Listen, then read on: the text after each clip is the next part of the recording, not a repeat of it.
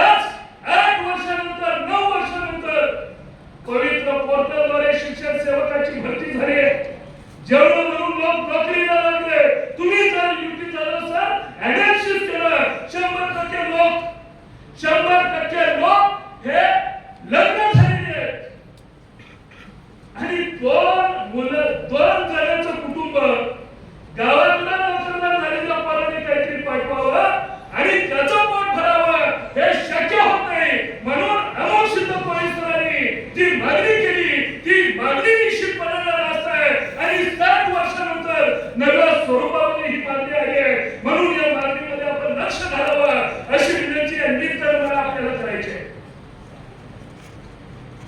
86 नावाची कुणाची तरी गाडी आहे, बाबूंची गाडी, देवाला फोन करा, ती गाडी तिथून काढायची आहे, शिक्षण अधिकाऱ्यांची गाडी तिथून काढायची आणि म्हणून हा लढा त्याला यशस्वी केला.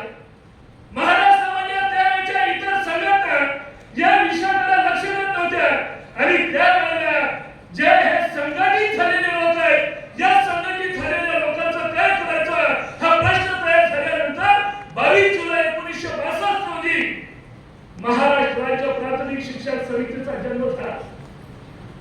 साहेब, ही संघटना शिक्षकांची, पण या संघटनेच्या पहिल्या राज्याचे अध्यक्ष या महाराष्ट्रामध्ये विद्वान आणि प्रचंड पंडित म्हणून महामहोपाध्याय दत्तो बाबा पोतर हे या संघटनेच्या पहिल्या राज्याचे अध्यक्ष.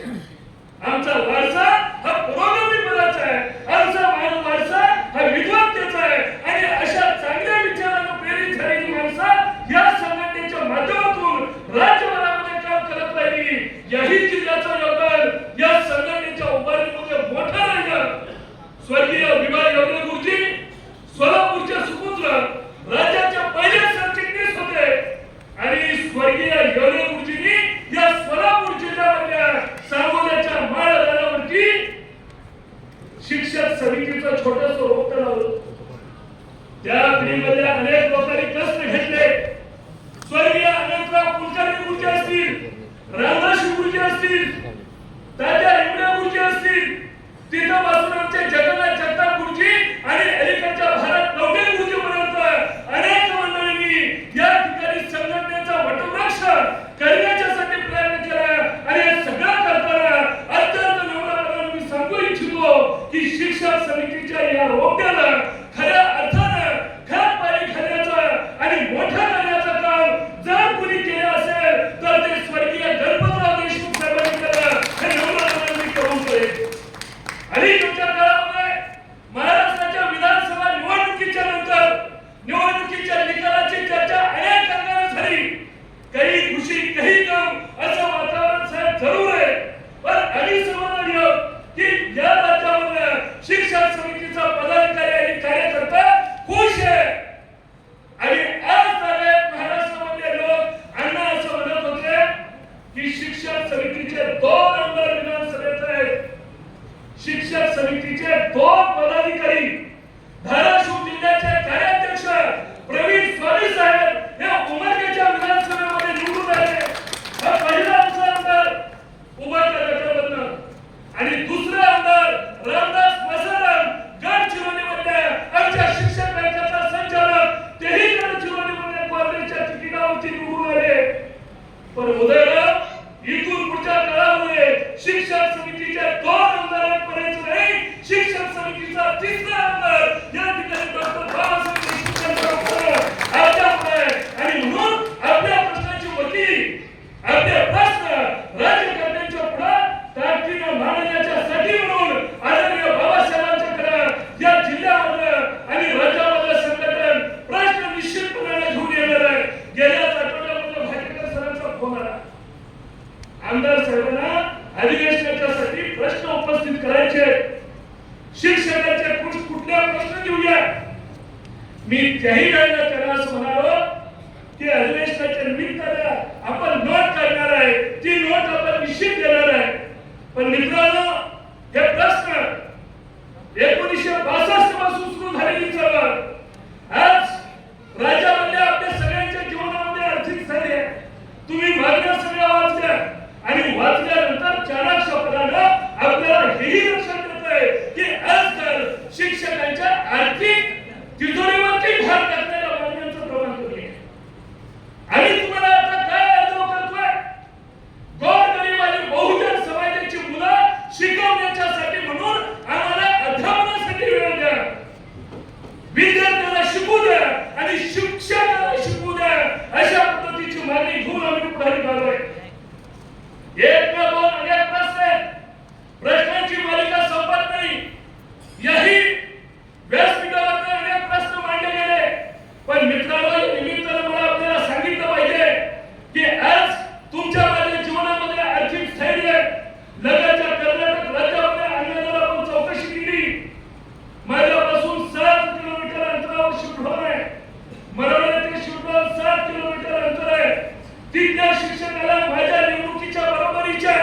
मी जर त्याचं वेतन विचारलं तर त्याचं वेतन 92,000 आहे पाहिजे सर, आणि मी आज 1,09,000 वेतन घेतो, म्हणजे 16,000 रुपयाची तफावत कर्नाटक आणि महाराष्ट्रामध्ये शिक्षकांच्या वेतनामध्ये.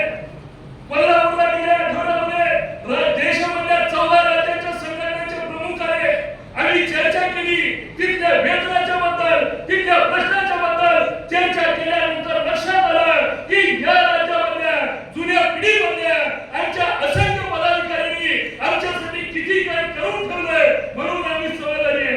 आणि आम्ही कृतज्ञ आहे तुमच्याबद्दल. तुमच्या पिढीनं संप केलाय. कशासाठी संप होता? 1977 साली ज्या राज्यामधल्या 17 लाख राज्य सरकारी कर्मचाऱ्यांनी संपावरती जाण्याचा निर्णय घेतला, मागणी एकच होती, केंद्र सरकार आपल्या कर्मचाऱ्यांना महागाई आणि भत्ते जे लागू करतात ते या राज्यामधल्या कर्मचाऱ्यांना लागू झाले पाहिजे. या राज्यामधल्या शिक्षकांच्या इतरही संघटना सहभागी होत्या. अण्णा नाव शिवाजी असून चालत नाही आणि नाव संभाजीचं असून अजिबात चालत नाही. मधनं पळून जाणाऱ्याला शिवाजी संभाजी म्हणता येत नाही. 54 दिवस संप चालला. शिवाजीराव पाटील 27व्या दिवशी बाहेर पडले. संभाजीराव काकाला अस्तित्वातही नव्हते. 54 दिवस चाललेल्या संपामध्ये एकमेव भागीदारी करणारी संघटना महाराष्ट्र राज्य प्राथमिक शिक्षक समिती होती. 54 दिवसानंतर आमच्या पत्रामध्ये काय पडलं? एकही मागणी वसंतदादांनी मान्य केली नाही. संप मागे घेतलं. पण या राज्यामधल्या कर्मचाऱ्यांची ताकद, या राज्यामधल्या शिक्षक संघटनांची ताकद, या राज्यामधल्या राजपत्रित अधिकाऱ्यांची ताकद, महाराष्ट्रामधल्या वेगवेगळ्या विचारसरणीच्या अंगाला एकत्र करत आणि पुरोगामी आघाडीचं सरकार शरदचंद्रजी पवार साहेब यांच्या नेतृत्वाखाली तयार झालं. स्वर्गीय गणपतराव देशमुख देखील त्या सरकारमध्ये रोजगार हमी खात्याचे मंत्री होते आणि पुरोगामी आघाडीच्या सरकारनं पहिला निर्णय केला, केंद्रीय कर्मचाऱ्याप्रमाणे या राज्यामधल्या कर्मचाऱ्यांना महागाई आणि भत्ते लागू होतील. मी मगाशी सांगितलं, कर्नाटकपेक्षा मी 16,000 रुपये जास्त घेतो. ती सगळी पुण्याई आणि तुमच्या पिढीची. आम्ही काय करतो? आज संघटनेकडनं आम्हाला सगळं हवंय. संघटना भांडली पाहिजे, संघटना लढली पाहिजे, पण संघटनेनं हात दिल्यानंतर 1-2 दिवस संपावरती जाण्याचा देखील धाडस आमच्याकडे नाही. आणि म्हणून काळ सोकावतोय. अनेक प्रश्न तुमच्या माझ्या पुढ्यामध्ये आवाज उभे आहेत. या सगळ्या प्रश्नाच्यासाठी गेल्या 2-3 वर्षामध्ये लढणारी संघटना कोणती?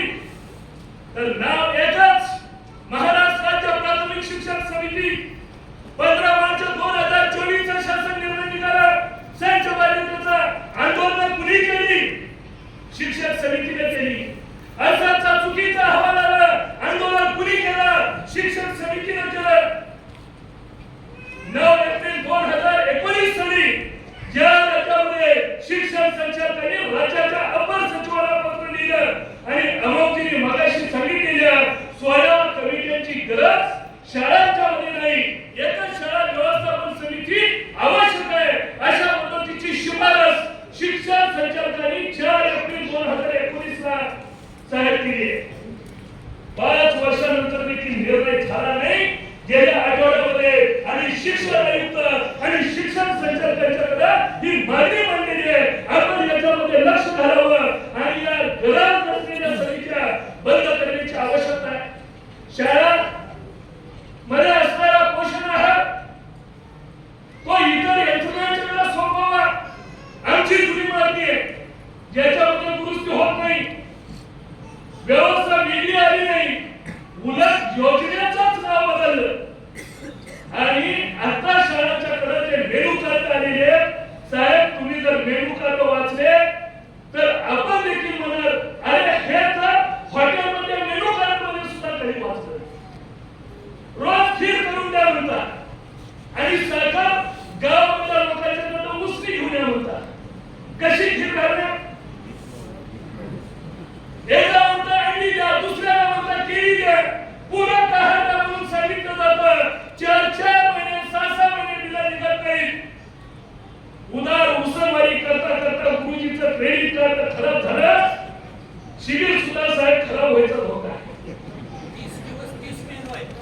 30 दिवस 30 मेनू या पद्धतीची सिस्टीम एका बाजूला येते आणि म्हणून ह्या सगळ्या कुठेतरी बदलला पाहिजे. शिक्षकाचा स्वाभिमान पाहिजे पुरवठा कामाने या पद्धतीची भूमिका घेऊन या पुढच्या काळामध्ये आम्हाला काम करायचंय. राज्याचं संघटन निश्चितपणे तुमच्या मनामध्ये सगळे प्रश्न घेऊन सोशल मीडियाच्या माध्यमातून आपला पत्र येत होतो. राज्याचं मला सांगा की या राज्यामध्ये शिक्षकांच्या इतरही अनेक संघटना आहेत. त्यांच्या राज्याचं लेटर पॅड कधी कुणी बघितलंय? कधीच कुणी बघितलं नाही. त्यांनी प्रश्न मांडलेला कधीच कुणी बघितलं नाही.